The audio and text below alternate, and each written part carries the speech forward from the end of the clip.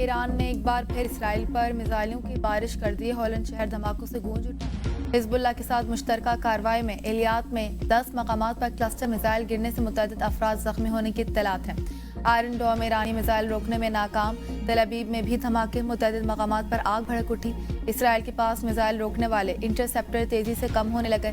अमरीकी मीडिया के मुताबिक इसराइल ने अमरीका को बताया है कि उसके पास बैलिस्टिक मिसाइल इंटरसेप्टर बहुत ज़्यादा कम रह गए हैं। बरतानवी अखबार टेलीग्राफ की रिपोर्ट के मुताबिक बरतानवी वज़ीर-ए-आज़म केयर स्टारमर मशरिक़ वस्ती में हज़ारों इंटरसेप्ट ड्रोन्स भेजने पर गौर कर रहे हैं। कुवैत और इराक में भी अमरीकी फौजी अड्डों को निशाना बनाया गया।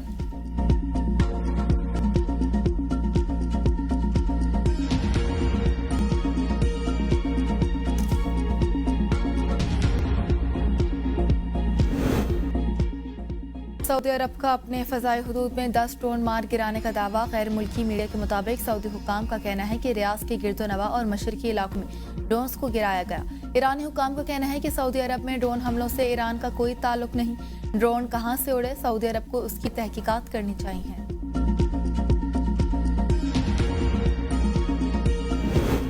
अमरीका और इसराइल के ईरान पर हमले जारी। गैर मुल्की मीडिया के मुताबिक ईरान के शहर इस्फहान समेत मुख्तलिफ शहरों पर बमबारी की गई। इस्फहान की फ़ज़ाओं में जंगी तैयारों की परवाज़ें।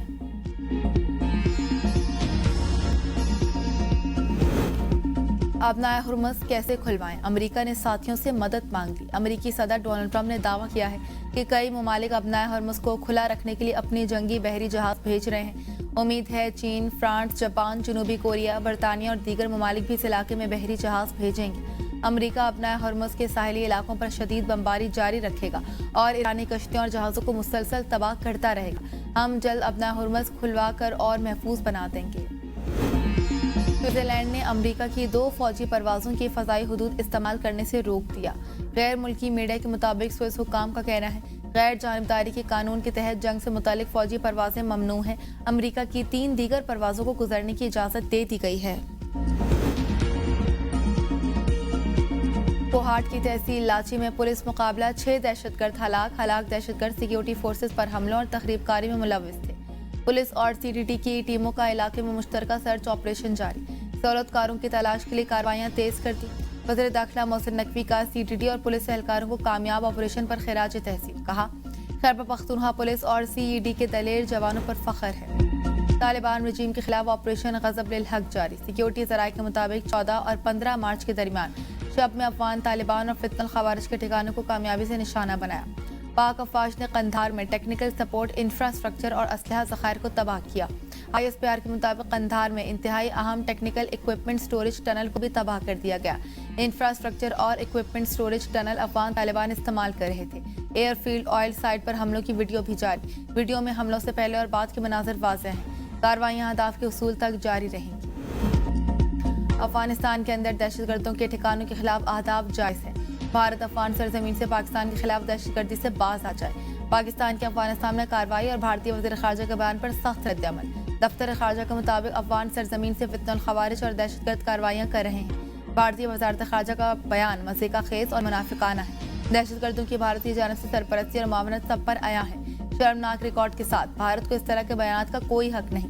दफ्तर ख़ारजा ने मज़ीद कहा कि भारत अफगानिस्तान समेत खित्ते में तखरीबी किरदार अदा कर रहा है। पाकिस्तान अपने शहरियों के तहफ़्फ़ुज़ के लिए पुरअज़्म है।